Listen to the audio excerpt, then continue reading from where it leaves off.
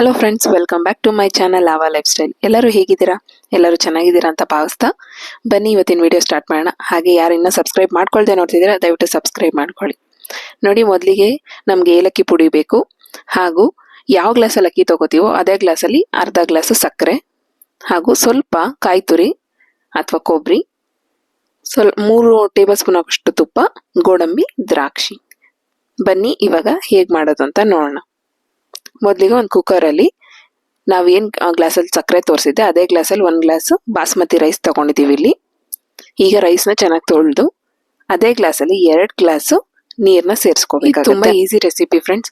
So ಈಗ ನಮ್ಮ ಚಾನೆಲ್ನ ಸಪೋರ್ಟ್ ಮಾಡ್ತೀರಿ.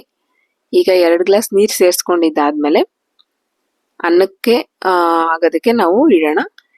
2 ವಿಜಿಲ್ ಬರಬೇಕು. 2 ವಿಜಿಲ್ ಬಂದ ನಂತರ ನಾವು ಈಗ ನೆಕ್ಸ್ಟ್ ಏಲಕ್ಕಿ ಕಾಯಿನ ತಗೊಂಡು ಅದನ್ನ ಸ್ವಲ್ಪ ಚೆನ್ನಾಗಿ ಕುಟ್ಟಿ ಪುಡಿ ಮಾಡಿ ಇಟ್ಕೊಂಡ್ರೆ ಆಯ್ತು. ನಾವು ಏಲಕ್ಕಿ ಪುಡಿ ಸೇರಿಸೋದ್ರಿಂದ ಯಾವುದೇ ರೆಸಿಪಿಗಾದ್ರೂ ಅಷ್ಟೇ ತುಂಬ ಒಳ್ಳೆ ಸ್ಮೆಲ್ ಬರುತ್ತೆ. ಹಾಗೂ ತಿಂದ ನಂತರ ಕೂಡ ಏಲಕ್ಕಿ ಒಂದು ಏನಿರುತ್ತೆ ಮೌತ್ ಫ್ರೆಶ್ನಿಂಗ್ ಅಂತಾನೆ ಹೇಳ್ಬೋದು. ಏಲಕ್ಕಿ ಕಾಯಿ ಜಗ್ಗೋದ್ರಿಂದ. ಇದಾದ್ಮೇಲೆ ಈಗ ವಿಜಿಲ್ ಬಿಟ್ಟಿರತ್ತೆ ನೋಡಿ, ಅನ್ನ ಯಾವ ರೀತಿ ಉದ್ರುದ್ರಾಗಿರುತ್ತೆ ಅಂತ. ಈಗ ಸ್ಟವ್ ಹಚ್ಕೊಂಡು ಲೋ ಫ್ಲೇಮಲ್ಲಿ ಈಗ ನೆಕ್ಸ್ಟ್ ಸ್ಟೆಪ್ಸ್ನ ಸ್ಟಾರ್ಟ್ ಮಾಡೋಣ ಫ್ರೆಂಡ್ಸ್. ನೋಡಿ, ತೋರಿಸ್ತಾ ಇದೀವಿ ಈ ರೀತಿ ಉದ್ರುದ್ರಾಗಿರುತ್ತೆ ರೈಸ್. ನೋಡಿ ಫ್ರೆಂಡ್ಸ್, ಎಷ್ಟು ಉದ್ರುದ್ರಾಗಿದೆ ಅನ್ನ ಅಂತ. ನೀವು ಇದೇ ರೆಸಿಪಿನ ಟ್ರೈ ಮಾಡಿ ಮನೆಯಲ್ಲಿ, ಹಾಗೂ ಹೇಗೆ ಬಂದಿತ್ತು ಅಂತ ಕಮೆಂಟ್ ಮಾಡಿ ತಿಳಿಸಿ. ತುಂಬ ಖುಷಿಯಾಗತ್ತೆ ನೀವು ಕಮೆಂಟ್ಸಲ್ಲಿ ಏನಾದರೂ ಫೀಡ್ಬ್ಯಾಕ್ಸ್ ಅಥವಾ ಚೆನ್ನಾಗಿದೆ ವಿಡಿಯೋ ಅಂತ ಹೇಳಿದಾಗ ತುಂಬ ಖುಷಿ ಆಗುತ್ತೆ. ನೋಡಿ, ಈಗ ನಾವು ಅಕ್ಕಿ ತಗೊಂಡಿದ್ದ ಗ್ಲಾಸಲ್ಲೇ ಅರ್ಧ ಗ್ಲಾಸ್ ಸಕ್ಕರೆ ಏನು ತಗೊಂಡಿದ್ವಿ ಅದನ್ನು ಈಗ ಇಲ್ಲಿ ಮಿಕ್ಸ್ ಮಾಡ್ಕೋತಾ ಇದ್ದೀವಿ. ಈಗ ಇದನ್ನು ಚೆನ್ನಾಗಿ ಮಿಕ್ಸ್ ಮಾಡಿ ಸ್ವಲ್ಪ ಸಕ್ಕರೆ ಕರಗೋದಕ್ಕೆ ಬಿಡೋಣ. ಅಷ್ಟರಲ್ಲಿ ಪಕ್ಕದಲ್ಲೇ ಇನ್ನೊಂದು ಒಗ್ಗರಣೆ ಪಾತ್ರೆ ತಗೊಂಡು ಅದಕ್ಕೆ ನಾವು ತಗೊಂಡಿದ್ದ ತುಪ್ಪದಲ್ಲಿ ಅರ್ಧ ತುಪ್ಪ ಸೇರಿಸಿ, ಇವಾಗ ತುಪ್ಪ ಸ್ವಲ್ಪ ಕಾಯ್ದ ನಂತರ ಇದಕ್ಕೆ ನಾವು ದ್ರಾಕ್ಷಿ ಗೋಡಂಬಿನ ರೋಸ್ಟ್ ಮಾಡ್ಕೊಳ್ಳೋಣ.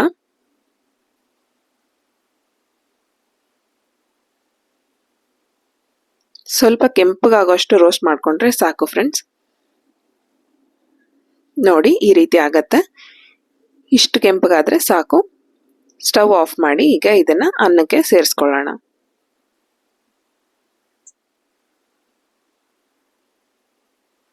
ಈಗ ಮಿಕ್ಕಿದ ತುಪ್ಪ ಏನಿತ್ತು ಅದನ್ನು ಸಹ ಸೇರಿಸ್ಕೊಳ್ತಾ ಇದ್ದೀವಿ.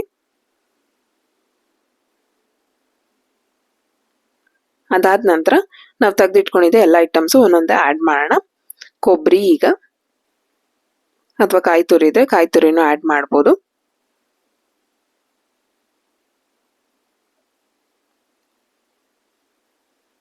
ಇದಾದ ನಂತರ ಏಲಕ್ಕಿ ಪುಡಿ,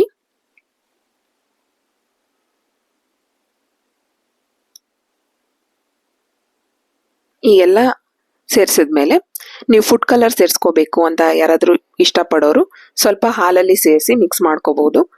ಅಥವಾ ನಾವಿಲ್ಲಿ ಬಳಸ್ತಾ ಇರೋ ಥರ ಸ್ವಲ್ಪ ಅರಿಶಿನೂ ಬಳಸ್ಕೋಬಹುದು. ಇಲ್ಲ ಯಾವುದೇ ಕಲರ್ ಬೇಡ ಅನ್ನೋರು ಸಹನು ಹಾಗೇನೂ ಮಾಡಿದ್ರು ಚೆನ್ನಾಗಿರತ್ತೆ.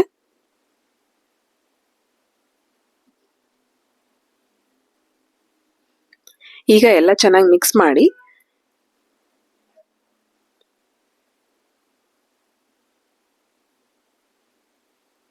ಚೆನ್ನಾಗಿ ಮಿಕ್ಸ್ ಆದ ನಂತರ ಕುಕ್ಕರ್ನ ಮುಚ್ಚಳನ ಮುಚ್ಚಿ ಲೋ ಫ್ಲೇಮಲ್ಲೇನೆ 2 ನಿಮಿಷ ಬೇಯೋದಕ್ಕೆ ಬಿಡೋಣ. ಈಗ ತುಪ್ಪ ಸಕ್ಕರೆ ಎಲ್ಲ ಸೇರಿ ಒಂದು ಒಳ್ಳೆ ಹದನ ಆಗತ್ತೆ. ಹಾಗಾಗಿ 2 ನಿಮಿಷ ಲೋ ಫ್ಲೇಮಲ್ಲಿ ಬೇಯಿಸ್ಕೊಂಡಿದ ನಂತರ ಸ್ಟವ್ ಆಫ್ ಮಾಡಿ. ನೋಡಿ, ಬಿಸಿ ಬಿಸಿ ಆದ ಅನ್ನದ ಕೇಸರಿ ಬಾತ್ ರೆಡಿ ಆಗಿದೆ. ನೋಡಿ ಎಷ್ಟು ಚೆನ್ನಾಗಿದೆ, ಘಮ ಘಮ ಅಂತ ಪರಿಮಳ ಬರ್ತಾ ಇದೆ. ನೀವು ಖಂಡಿತ ಟ್ರೈ ಮಾಡಬೇಕು. ತುಂಬ ಈಸಿ ಆ್ಯಂಡ್ ಕ್ವಿಕ್ ಆಗತ್ತೆ. ನೋಡಿ ಎಷ್ಟು ಚೆನ್ನಾಗಿತ್ತು ಅಂತ. ನೋಡಿ, ನನ್ನ ಮಗ ಎತ್ಕೊಂಡ್ಬಿಟ್ಟ ಗೋಡಂಬಿ. ತುಂಬ ಟೇಸ್ಟಿಯಾಗಿತ್ತು ಫ್ರೆಂಡ್ಸ್. ಟ್ರೈ ಮಾಡಿ ತಿಳಿಸಿ ನನಗೂ. ನೆಕ್ಸ್ಟ್ ವಿಡಿಯೋದಲ್ಲಿ ಸಿಗ್ತೀನಿ. Thank you for watching.